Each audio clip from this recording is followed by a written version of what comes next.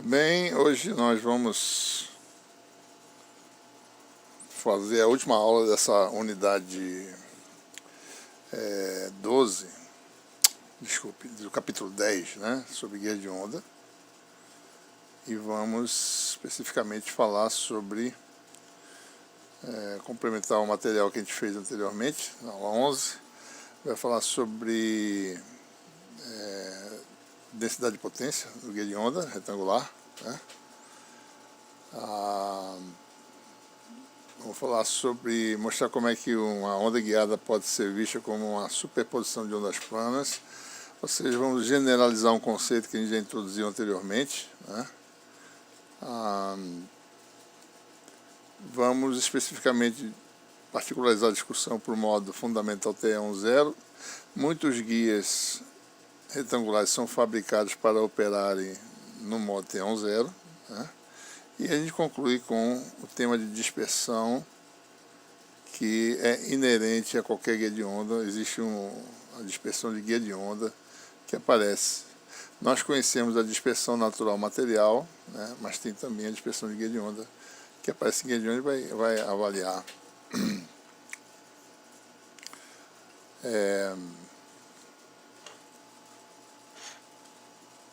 Nós vamos considerar inicialmente, né, a distribuição de potência nos modos TE e TM.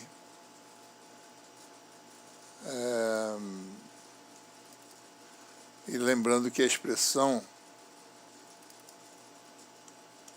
né, se a gente utilizar as expressões para os campos, né, para os modos TE e TM, você tem aí essa expressão geral, em termos das funções, né, UV e VU, né? Esse aqui, por exemplo, é o modo TE, certo? E só lembrando que essas funções UV, né, e VU, né, são simplesmente a função, só lembrando, né, UV de MN U quer dizer seno, V quer dizer cosseno, então seria seno. O índice associado é o primeiro, e a variação é com x, primeira variação é MPx sobre A. Se for V, então é cosseno, então fica cosseno de NPy sobre B, né? Então são essas as definições, tá certo? VU seria o inverso, né? De MN seria, por exemplo, cosseno de MPx sobre A, seno de NPy sobre B, e assim sucessivamente. Essas são as definições que introduzimos anteriormente. Então, a densidade de potência, né, do modo TE, componente Z do vetor de Poynting, né, dado por essa soma de combinações de quadrados. Observem que, por exemplo, para n igual a zero, né, ou seja, esse termo aqui sai. Então você observa que, como isso aqui é a função U, né, essa aqui, seno, né, de MPx sobre A, a gente observa que o campo tem um nulo, um nó absoluto na parede x igual a zero e x igual a A, né? Certo? Porque essa função aqui se anula em x igual a zero e x igual a A, certo? Da mesma forma, se você tem m igual a zero, então esse termo aqui sai, e com a variação em y é senoidal, que é a função U que aqui aparece. Então, para m igual a zero, você vai ter nós absolutos em y igual a 0 e b, que são os pontos onde a função seno é nula, né? Então, aí você tem aí as expressões para densidade de potência, e para o modus TM, por outro lado, né, nós temos aí essas expressões. Agora, ao invés de UV, aparece um VU aqui, né, e aí, ao invés de VU aparece o V trocado. A grande diferença do modo TM, né, para o modo TE é que agora não é admitida a condição M e N, ambos, nenhum deles pode ser zero, né? Então M e N, ambos têm de ser diferente de zero. Então não existe um modo com M igual a zero ou com N igual a zero, como pode ser no modo TE. Então essas funções aqui não tem nós, né? A função U, que varia com Y, a função U, que varia com X nesse caso, não tem nós, não existem nós absolutos nas paredes, né? Porque não tem o caso, ou seja, sempre eu não tenho, como eu não tenho M igual a zero nem N igual a zero, existe uma soma de quadrados aqui, né? E essa soma de quadrados impede que haja nós absolutos nas paredes, ok? Muito bem. Então a gente pode dar uma olhada na distribuição de potência, né, dos modos, e vai ver. Isso aqui é o quadrado, é um gráfico do SMN, né, para cada índice, que é o modo TE, 0. Observe que existe uma variação em X da densidade de potência. O máximo é aqui, né, x igual a sobre 2. Você tem aqui um escurecimento, que a densidade de potência é baixa, e não há variação com Y, né, da densidade de potência, certo?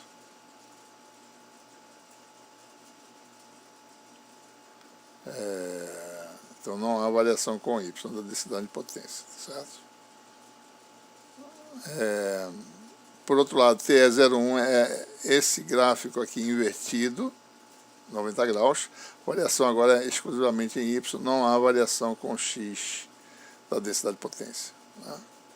Então nós teríamos esse, quanto mais intenso, mais clara é a função de densidade e potência aqui.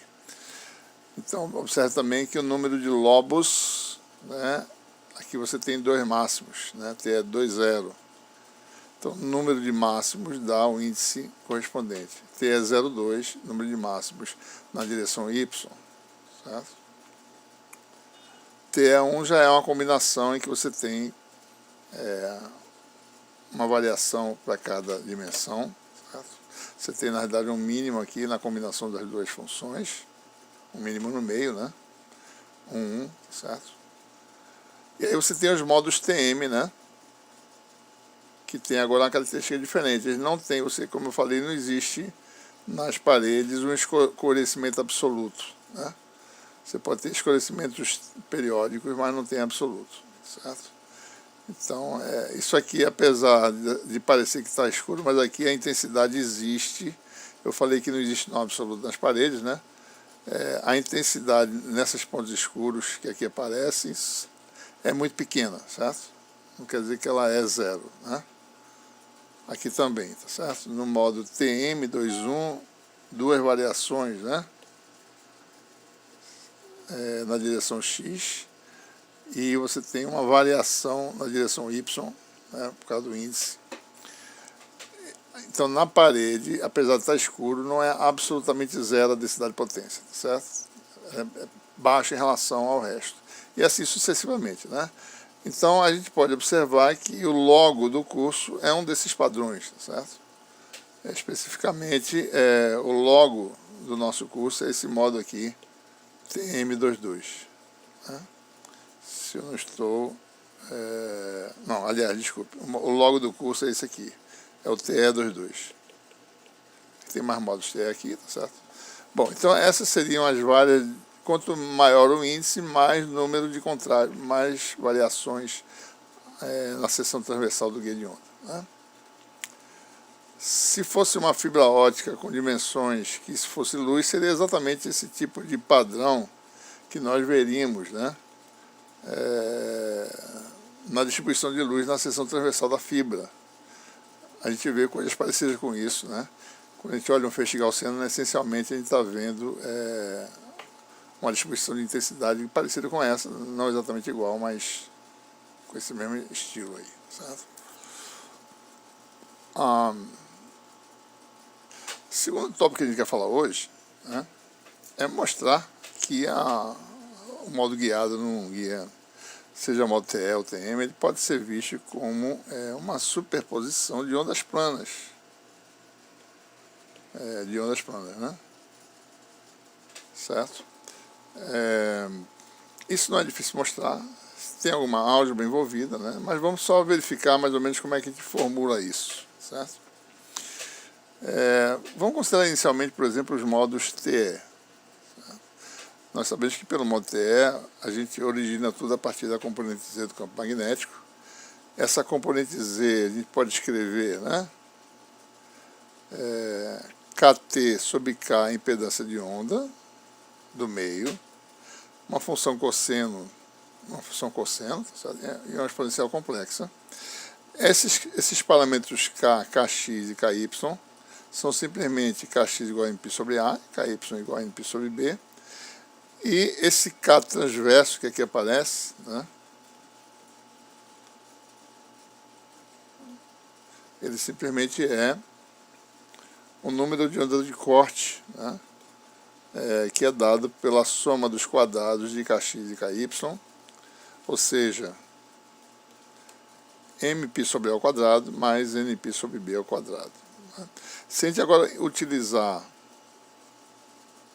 a decomposição da função cosseno em exponenciais complexas, então a gente pode, observe que nós temos dois termos aqui,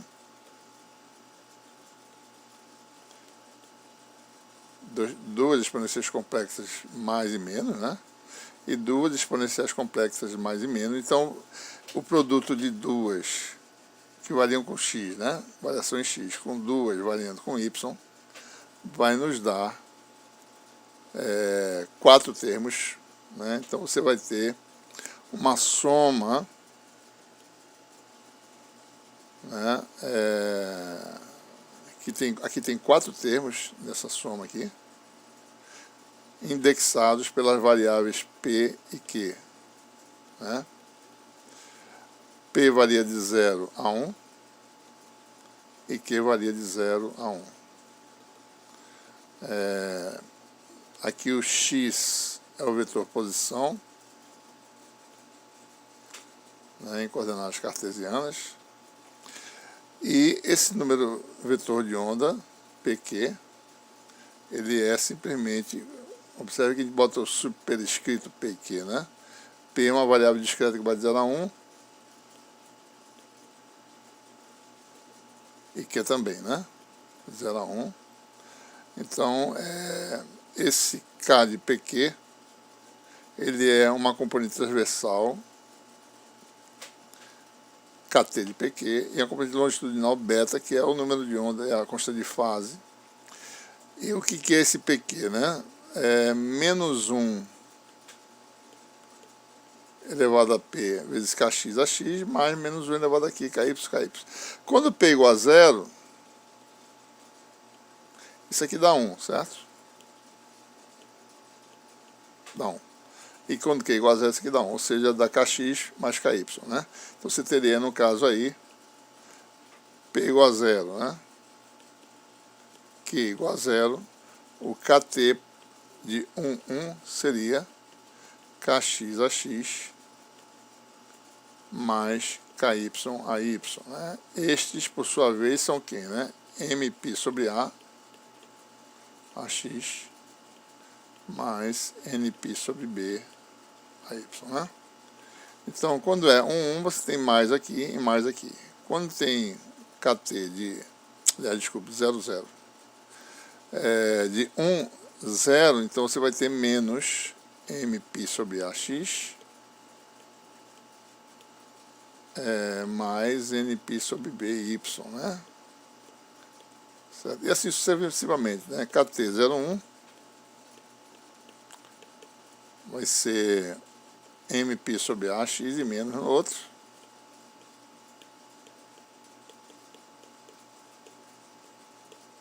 E assim sucessivamente, né? Você tem esses vários vetores de onda que aparecem.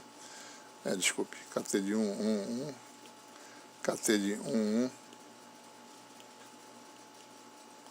igual a menos e menos.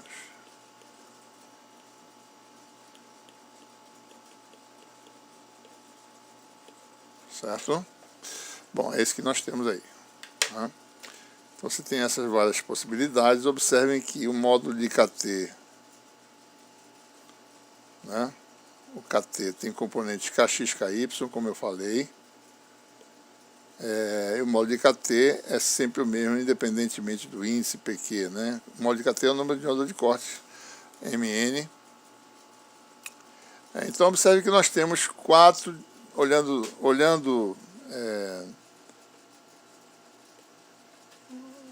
no fundo do guia de onda, né? Você tem aí, esse aqui está errado na realidade, viu, pessoal? Deixa eu corrigir isso aqui está errado. Deixa eu corrigir aqui esses índices, né? Eu errei aqui, certo? Nas notas lá. Esse aqui seria o modo, o PQ igual a 0,0, né? Porque tanto o KX quanto o KY são positivos, tá certo?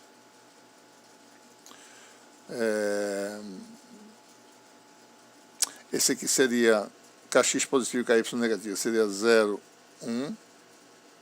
Né?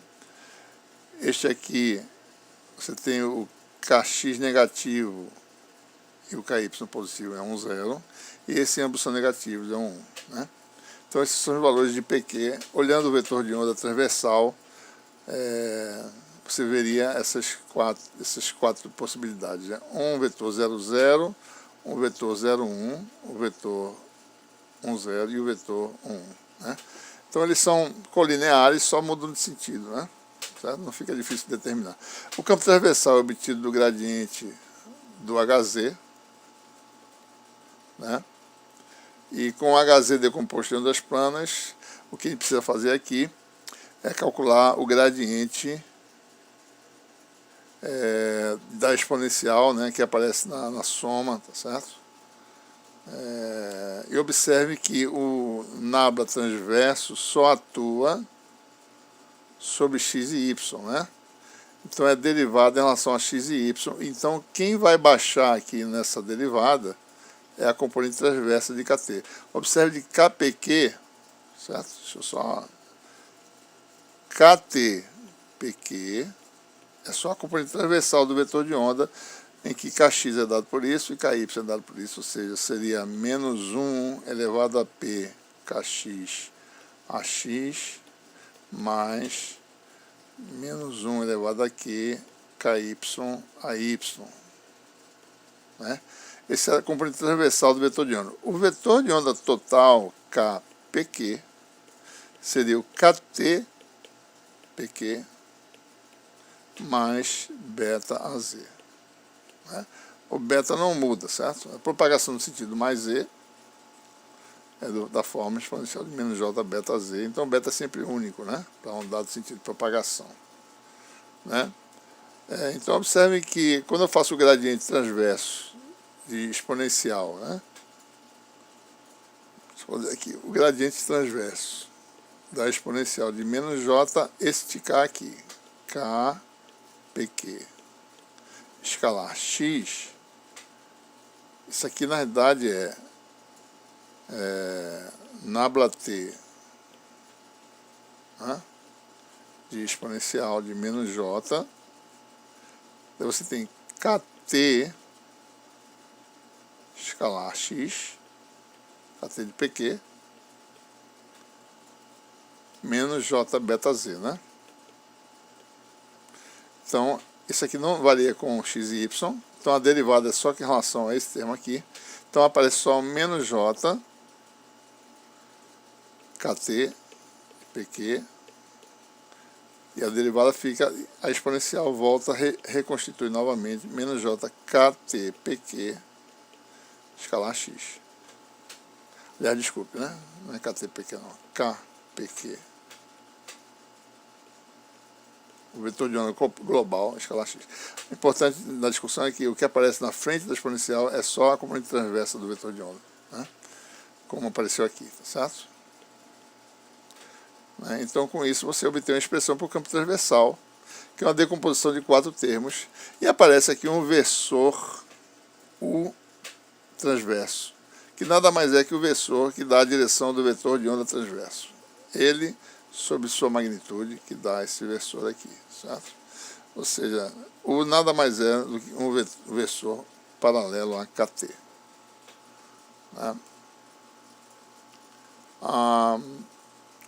Bom, e com isso você tem, da forma canônica, nós sabemos que, dado o campo transversal, pela formulação que nós desenvolvemos, dado o campo transversal, o campo elétrico do modo TE, no caso, né, é simplesmente aquela relação canônica que a gente já conhece.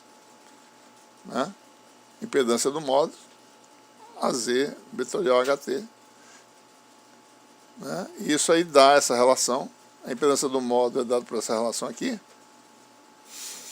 E usando HT como decomposição de ondas planas, você tem aí, no fundo, né, o campo elétrico também. Né? Essa expressão aqui parece complicada, mas depois a gente vai ver que, sabendo essa decomposição de onda plana, é fácil determinar os modos de um guia de onda. Né? Então aparece aqui um produto vetorial de AZ com o transverso e aparece o fator de propagação. Ou seja, o campo elétrico nada mais é do que uma soma de 4 componentes, 4 ondas planas características. Né? A gente pode fazer alguma álgebra aqui para mostrar algumas coisas. Né? Por exemplo, que esse campo aqui é ortogonal ao vetor de onda dessa onda plana. Né? Produto escalar dá zero. Vamos verificar. Né? É produto escalar com K de PQ. É a expressão para o E que a gente derivou, que está aqui. Ó. Essa expressão para o E é um AZ vetorial, o versor transverso, aquele que é colinear com KT de PQ. Certo? Então, se eu calculo o produto escalar do E de PQ, que eu conheço, com o vetor de onda, né, a gente vai mostrar que dá zero, ou seja, o E é ortogonal ao vetor de onda. Né? E isso aí, uma álgebrazinha serve para mostrar isso, tá certo? A gente mostra isso aqui. Certo? Ou seja, dado K, né, o campo elétrico é ortogonal, como acontece no caso de uma onda plana real. Se a gente calcular em seguida o que fornece esse produto aqui, ó, versor na direção do vetor de onda, produto vetorial com campo elétrico da onda, dividido pela impedância do meio, certo? Se isso der o campo magnético total, é porque a gente está mostrando que o modo ele é uma soma de ondas planas que exibem a forma canônica. Né? O campo total é o campo transverso mais a componente Z. E a gente pode verificar isso aí, eu sugiro que vocês façam essas contas. Tá certo? Você começa com o produto vetorial dessas quantidades e mostra no final que, de fato, o produto vetorial de U com o campo elétrico dá a impedância do meio vezes o campo magnético, né, para cada índice PQ. Ou seja, então quer dizer que a gente está na forma canônica. Né? Nós temos aí o campo H, O vetorial E sobre Z. Ou seja, em resumo, o que a gente mostra? Né?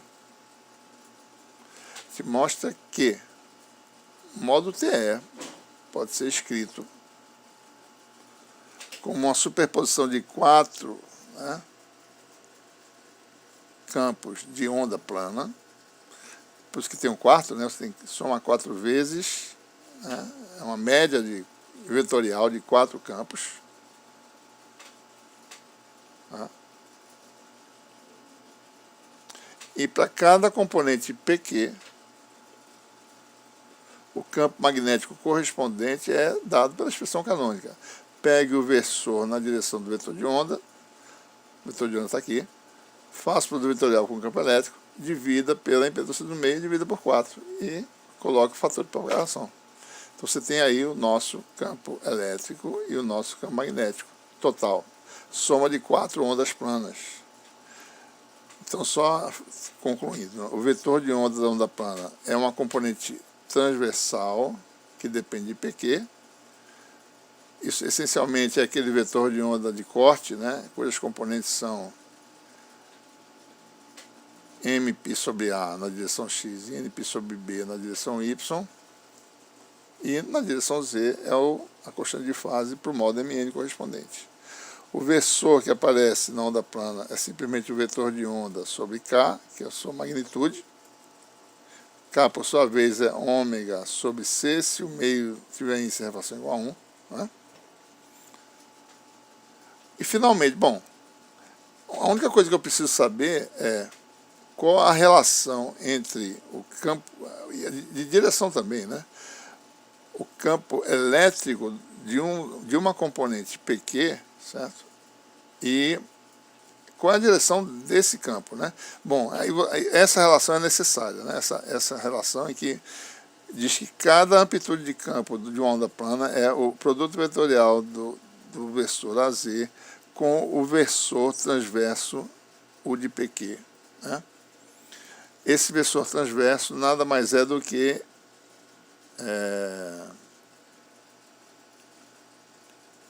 o versor transverso sobre sua magnitude. Né? Então, veja, sabendo o E de PQ, que é dado por essa expressão, eu construo o modo, né? Sabendo cada expressão dessa. Certo? Então, observe, né? Por inspeção, como é que a gente pode escrever o campo de um modo guiado, né? Então, modo guiado, modo TE guiado. Como é que ele é, tá certo? Basta saber que ele é constituído de 4 ondas planas.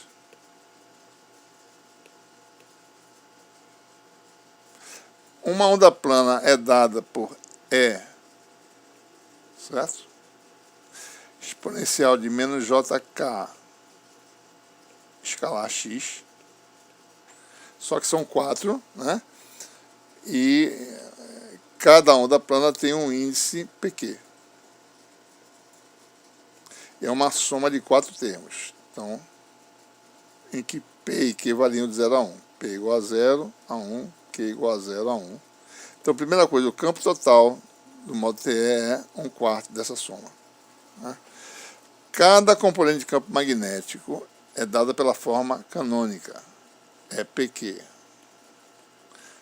É igual a o versor associado ao vetor de onda, que depende desse P e Q, vetorial o campo, sobre a impedância de onda do meio. Resta, a única coisa que precisa saber é quem, ou seja, com isso a gente sabe construir um modo guiado, né? A única coisa que eu preciso saber exatamente é quem é E de PQ, para um dado modo de propagação, certo? Mas, independente de saber isso, já sabendo essa expressão, o K de PQ, por sua vez, é quem? É uma componente transversa mais beta AZ. Quem é a componente transversa? Bom, a componente transversa tem duas componentes. Kx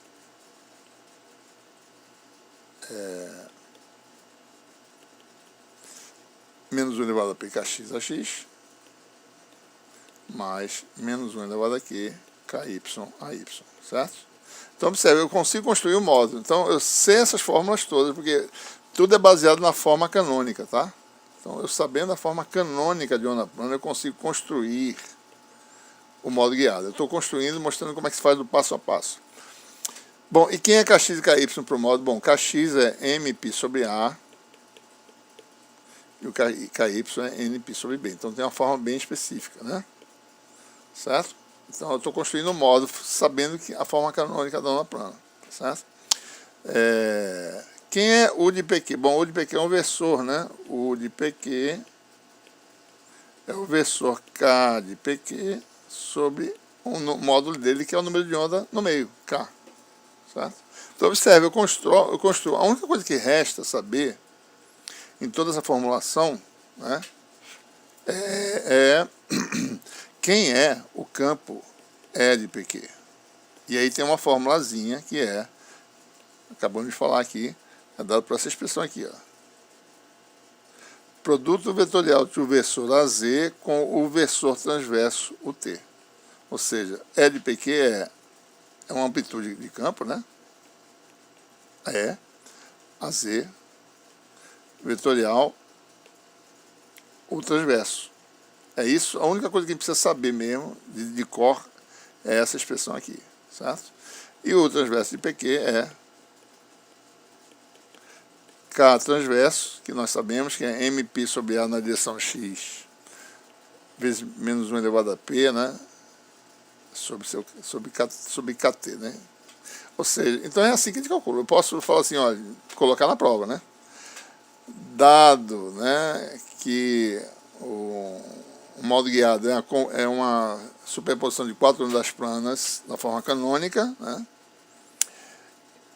E que o campo elétrico do modo da onda, de uma dada onda plana dada por essa expressão reconstrua o modo. Então, com essa formulação aqui, você pode reconstruir, certo? Isso é uma das coisas, né? Você pode não lembrar a expressão por modo, mas se você lembrar a expressão da forma canônica de onda plana, você pode construir o modo guiado simplesmente somando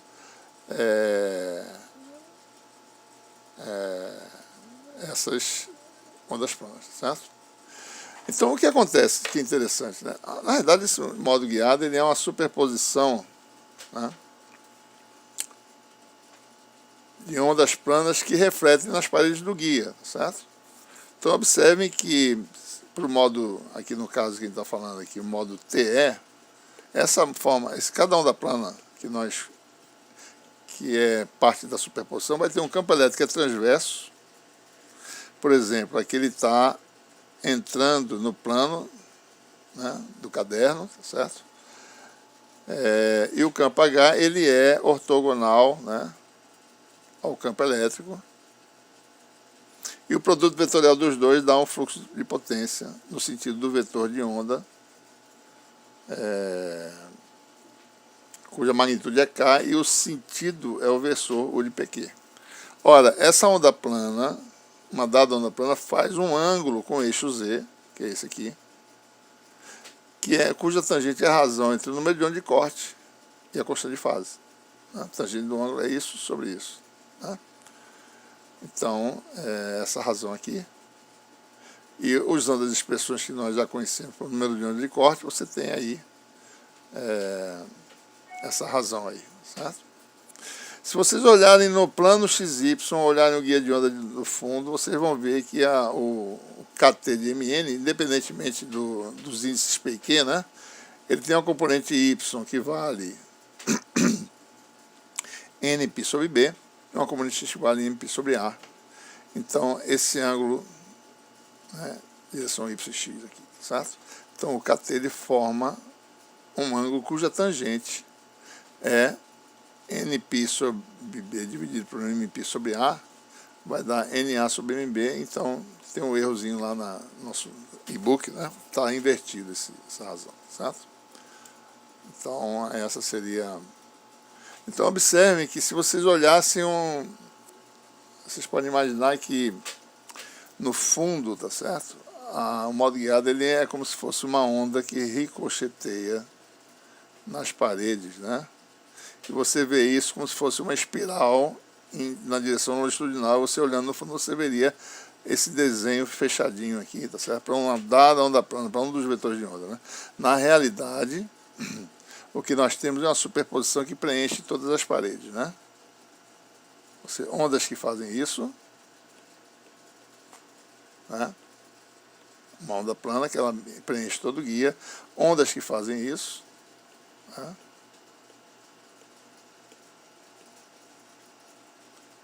E ondas que vão nessas mesmas direções e sentidos opostos, né? Então, ondas que vão para cá e ondas que vêm para cá, né? Ondas que vão para cá e ondas que vêm para cá, certo? Então, nós teríamos todo esse preenchimento aí. Só estou mostrando aqui, no caso, 4 vetores de onda associados. Mas é como se fosse uma onda que ricocheteia, certo? Né? De forma a que você veria, talvez, se você imagina se fosse só um raiozinho, seria algo assim, tá certo? Olhando no fundo, né? E observe aqui as direções dos campos, né? O campo elétrico, ele é transversal, certo? Então, se você olhar aqui no plano XY, né? Você tem o campo transversal e tem a componente Z do campo magnético, que dá o vetor de point para cá, né? A gente está olhando agora só no plano, certo? E sempre tem essa relação entre direções aqui. Se você olhasse para o modo TM, seria semelhante, só que agora o E tem uma componente longitudinal, né? E o H é totalmente transversal, né? Esses vetores são ortogonais às direções desses vetores de onda, certo? Bom, então é assim que no fundo é esse modo guiado. Tem que ser, né? Você sempre poder compor as coisas em ondas planas, né? Muito bem. Vamos para o terceiro tópico da nossa aula agora. Vamos falar sobre o modo fundamental TE10, né? Então, muitos guias, é claro que nem todos são assim, mas muitos guias, certo, são fabricados com a condição A igual a 2B, né? Ou seja, quando você faz isso, o que nós temos, né? Se você olhar a expressão para a frequência de corte do modo, né? Dado por essa expressão C sobre 2, aqui se o guia tiver preenchimento vazio, né? Sem nada, NG igual a 1, vai ser sobre 2, vamos falar sobre um guia vazio, em princípio. Então você tem M sobre A mais N sobre B ao quadrado. Quando B é igual a sobre 2, então o que acontece? A expressão se reduz a essa aqui, né? E aqui claramente a gente vê essa função de Mn, né? Ela tem um menor valor para M igual a 1 e N igual a 0, né? E não o inverso. Porque eu posso ter 1, 0, posso ter 0, 0, 1, né? 0, 1 tem um valor maior. Então, para 1, 0 você tem a menor frequência de corte igual a C sobre 2A, né? Se você fizer o modo 0, 1 vai ter a frequência de corte C sobre A e assim sucessivamente. A frequência de corte 1 vai ter raiz de 5 no combinação de Mn aqui, né? Certo? Então que é maior do que a frequência do corte do modo 0, 1. Então você pode ter tanto o modo TE11 como o modo TM11, tem a mesma frequência de corte para M igual a 1, N igual a 1, né? Observe aqui também que a frequência de corte do modo 0,1 para B igual a sobre 2 é 2 vezes maior do que a frequência de corte do modo 1,0, né? Ou seja, entre a frequência do modo 0,1 de corte e a do modo 1,0 existe um fator de 2, né? O modo 1,0 tem a frequência de corte 2 vezes maior do que o modo 0,1. O modo 0,1 tem a frequência de corte 2 vezes maior do que o modo 1,0. 2 vezes quer dizer, em terminologia de telecom, né, uma oitava, né? Cada oitava é o dobramento de frequência, certo? Isso também é usado em teoria musical, né? O conceito de oitava, né? Ou seja, o som ele se repete num tom mais alto, ele tem a mesma sensação audível, né? Uma oitava, né? Quando você tem dobramento de frequência, você tem a sensação muito semelhante, certo? Bom, então, o que acontece, né? Se você fabrica um guia com B igual a sobre 2, então nós temos uma faixa de frequência de 1/8, né, em que apenas o modo TE10 se propaga. Correspondentemente, a faixa de comprimento de onda no vácuo vai de 2A para a frequência de corte mais baixa até A, né? Ou seja, o comprimento de onda que vai se propagar num guia de onda vai ser 2 vezes essa dimensão, o maior comprimento de onda, e o menor comprimento de onda vai ser, não é que vai ser o menor, né? A partir do momento que começa o modo TE01, quando o comprimento de onda for começar a ficar inferior a A, você tem também o modo TE01 se propagando. Qual a importância de apenas um modo, né? De garantir só a propagação de um modo e não mais do que um modo? Porque a gente desenvolve toda a tecnologia baseada na configuração de campo desse modo. Ora, o modo fundamental, olhando apenas o campo elétrico, né? O modo TE10 tem essa variação espacial com a seção transversal do guia de onda é uma função seno de πx sobre A, tem o máximo em x igual a sobre 2 e a distribuição de potência é dada por esse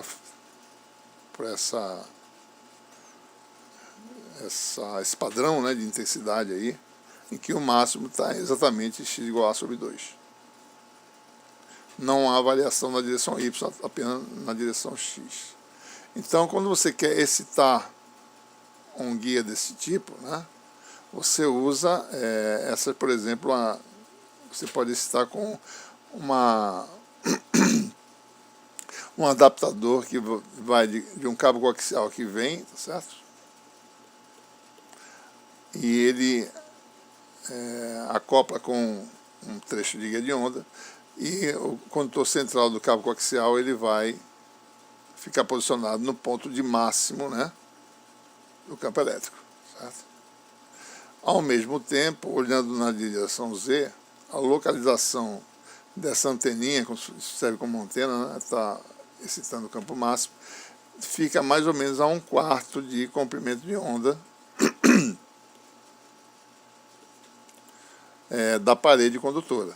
Ora, se isso aqui é um curto-circuito, 1/4 de comprimento de onda vira o ponto aqui, é o ponto de mínimo campo elétrico, né? Aqui é o ponto de máximo campo elétrico, porque a função impedância, lembrando a teoria de linha de transmissão, né? Ela, depois de um comprimento de onda, certo? Ela volta a ser a mesma coisa. Então aqui novamente é um curto-circuito, aqui é um curto-circuito, e aqui é o ponto de máximo campo. Então você coloca a 1/4 de comprimento de onda no comprimento de onda de operação, obviamente, né? Se você operar numa frequência e vai para uma frequência nova, isso aqui já não vai mais estar na posição de 1/4 de comprimento de onda, né? Mas para pequenas variações você vai estar no ponto ótimo aí de excitar o modo fundamental, certo?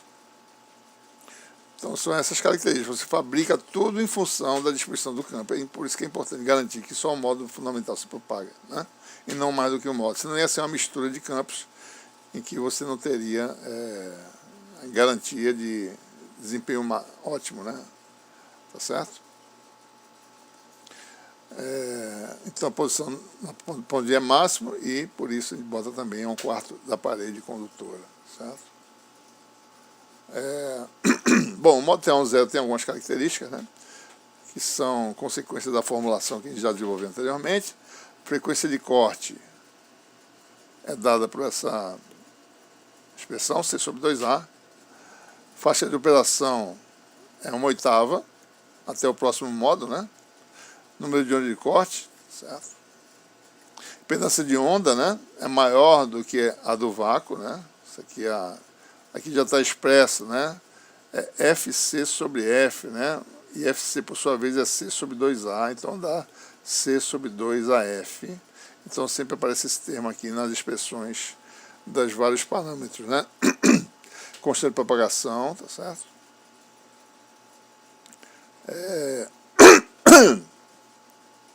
Comprimento de onda do guia, né? Campo elétrico, que com ele dá para entender muita coisa no guia de onda, certo? E campo magnético, densidade de potência, é o quadrado de seno πx sobre A, que dá aquela função que ele mostrou. Potência ativa, a integração disso aqui vai dar a potência do modo, né? Aqui mostra como essa potência varia com a frequência, né? Quanto maior a frequência, maior a potência ativa para uma dada amplitude, certo?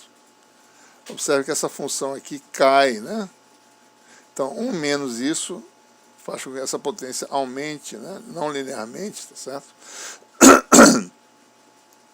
Aumente não linearmente aí com a frequência, né? E a constante de atenuação, a partir da formulação que nós desenvolvemos, é uma função não linear de f, né? Alfa de 1,0 de f.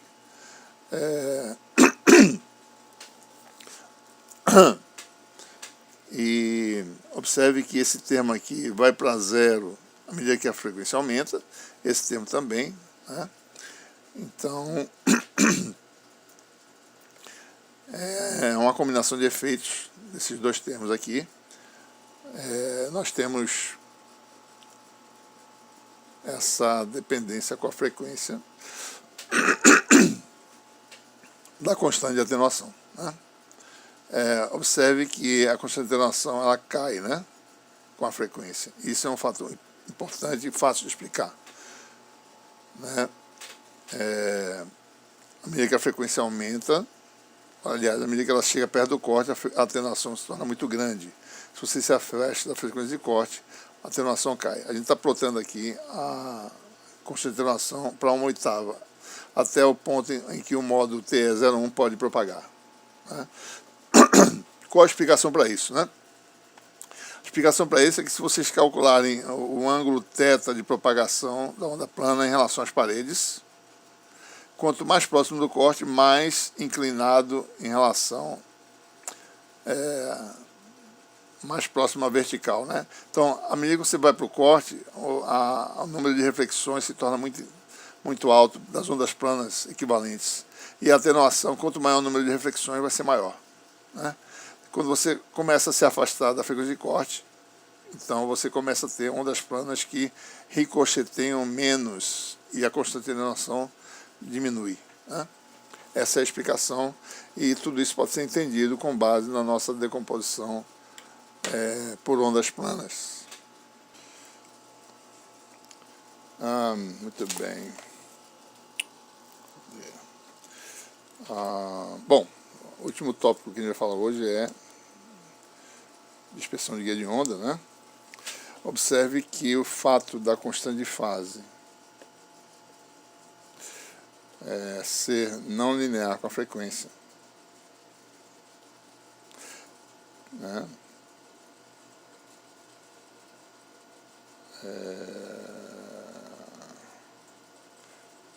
Ômega sobre beta, né, é a velocidade de fase, né? Se beta fosse linear com a frequência, a razão seria independente da frequência, mas se beta for não linear, então a velocidade de fase é uma função da frequência, ou seja, frequência angular ou frequência em ciclos por segundo, em hertz.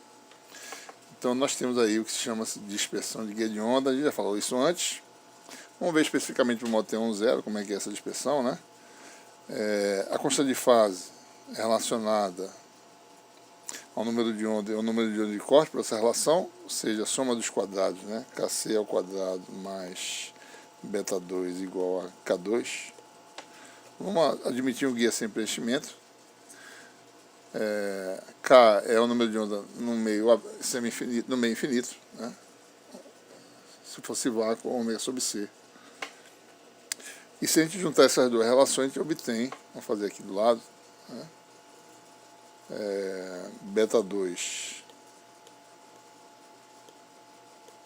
igual a K2 menos Kc ao quadrado, Kc igual a ômega do corte, né? Frequência de corte sobre a velocidade da luz. O K, por sua vez, é ômega sobre C. Então, se a gente substituir nessa relação, você vai ter beta 2 igual a ômega 2 sobre C2 menos ômega C ao quadrado sobre C2. Então, eu posso obter uma relação que é ômega 2 igual a beta C ao quadrado mais ômega C ao quadrado. Isso aqui é a frequência angular de corte. A gente tem uma relação entre ômega e beta, dada por beta C ao quadrado mais ômega C ao quadrado, né?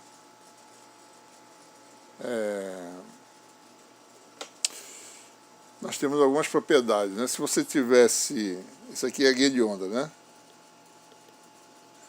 Isso independe, na realidade, do modo, tá certo? Depende... Essa é a relação geral. Se fosse uma linha de transmissão ou espaço livre, nós teríamos a frequência de corte da linha de transmissão é zero, então você teria ômega igual a beta C. Então, beta é linear com ômega, né? Mas no guia de onda, o fato de existir uma frequência de corte torna uma relação entre ômega e beta não linear, certo? Aqui nesse caso, o coeficiente C simplesmente é ômega sobre beta, né? Que é a velocidade de fase no meio, certo? Por outro lado, no guia de onda você tem essa relação, né? né? E a gente pode fazer um gráfico, né? Ômega versus beta, a gente vê as características dessa relação. Essa relação entre ômega e beta, nesse diagrama, é chamado um diagrama de dispersão. Então, a gente, olhando o diagrama de dispersão de um meio ou de uma estrutura, a gente vai saber algumas propriedades, né, quanto à dispersão da estrutura, certo? Então, nós temos aí essa relação, né, dá mais ou menos essa função, certo? Frequência versus beta, né, essencialmente, tá certo? Aqui na realidade é beta C sobre ômega C. Então observe que nós temos algumas características aí, olhando para a expressão, tá certo? Vou botar aqui, ó, ômega beta C ao quadrado mais ômega C ao quadrado. Primeiro, né, para beta igual a zero, ômega vale ômega C. É isso que a gente vê aqui no nosso diagrama, né? Beta igual a zero, ômega vale ômega C, que é a frequência de onda de corte. Ou seja, beta igual a zero quer dizer que não há mais variação em Z, né? Como a mediana se torna tão grande, começa a se tornar cada vez maior, até o ponto que no corte praticamente você não tem variação com a de onda. É uma transição para uma onda evanescente, certo? Né? Segunda propriedade, né?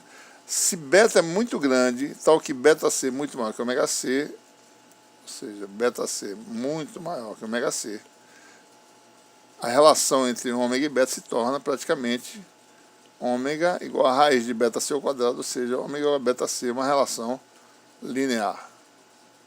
Então, no regime assintótico, de beta muito grande, ômega igual a beta C, você tem essa linha reta. Então, essa função não linear, que é o diagrama de dispersão, vai se aproximar dessa relação linear, que é a relação de dispersão no espaço livre ou numa linha de transmissão. Né? Certo? O que mais que a gente pode falar aqui, né? Essas características estão aqui mostradas, né? Beta igual a zero, beta muito grande.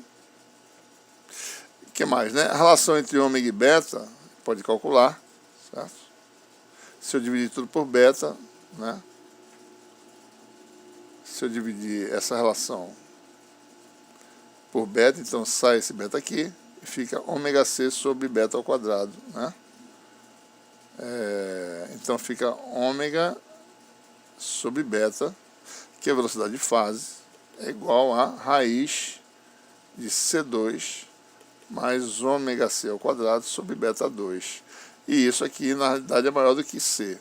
Então, a velocidade de fase sempre é maior do que a velocidade da luz no meio correspondente. Né? A velocidade de fase é a razão entre essa quantidade, que é o ômega, e o beta. A tangente desse ângulo fictício alfa aqui dá a velocidade de fase. E observe que isso aqui é a velocidade de fase para luz, né? Constante. O coeficiente é C. Então, para um guia de onda, a velocidade de fase sempre é maior do que a velocidade da luz. Né? No meio de preenchimento, se ele fosse aberto. Certo? Então, esse é o resultado que a gente obtém. A velocidade de fase é maior do que a velocidade da luz.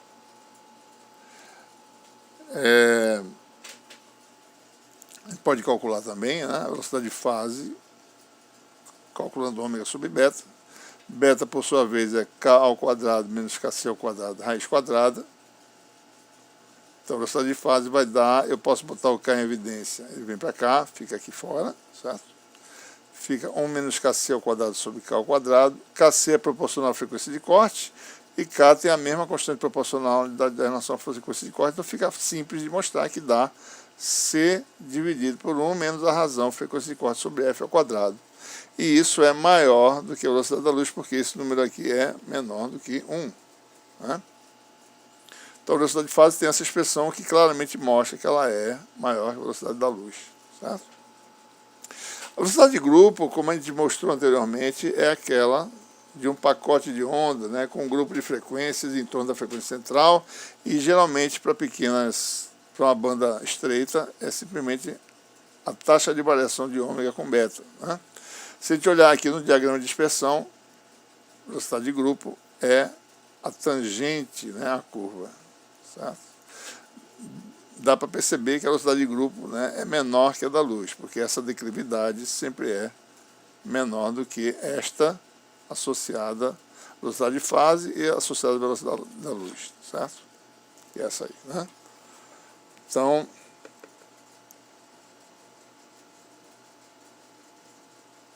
tirar essas coisas daí para poder ver melhor.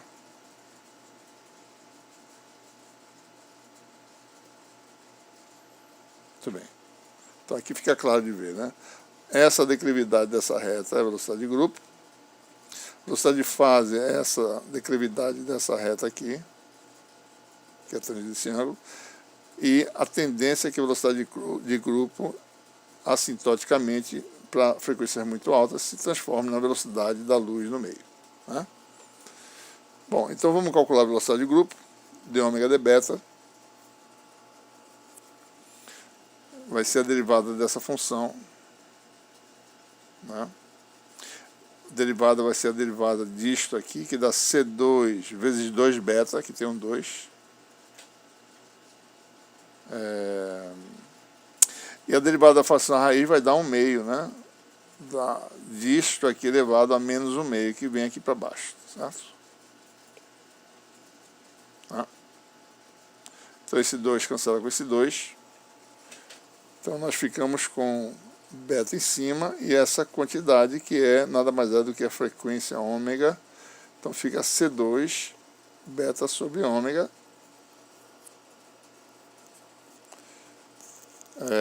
que é o inverso, né? Beta sobre ômega é o inverso da velocidade de fase.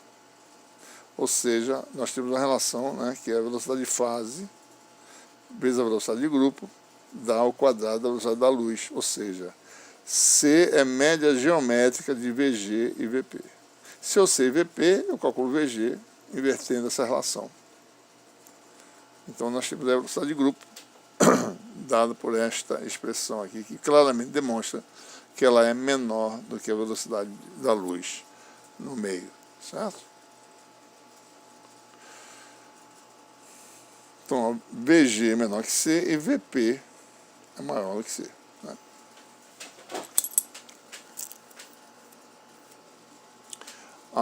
Bom, então, por que a velocidade de fase é maior que a da luz? Vamos dar uma olhada aqui nesse desenho, certo?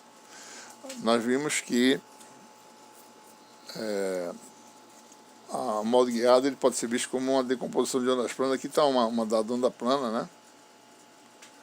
Então a onda plana tem um plano de fase constante, né? A velocidade de fase é aquela velocidade observada ao longo dessa direção aqui, certo? Porque ela é beta, que é a constante associada a essa direção. Aliás, desculpa, é ômega sobre esse beta aqui, certo? Desculpe. Ômega sobre beta, né? Ora, então observe, para um observador,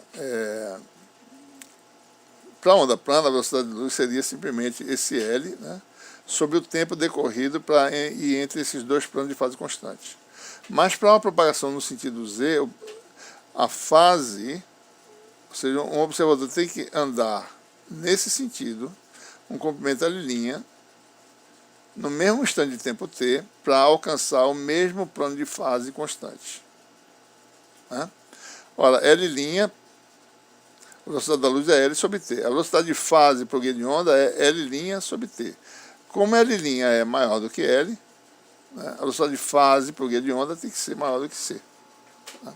Essa é a razão desse paradoxo.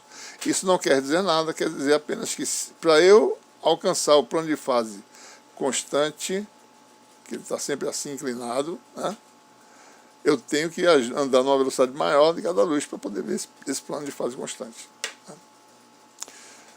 Ok? Bom, e com isso nós concluímos essa nossa aula e o capítulo 10.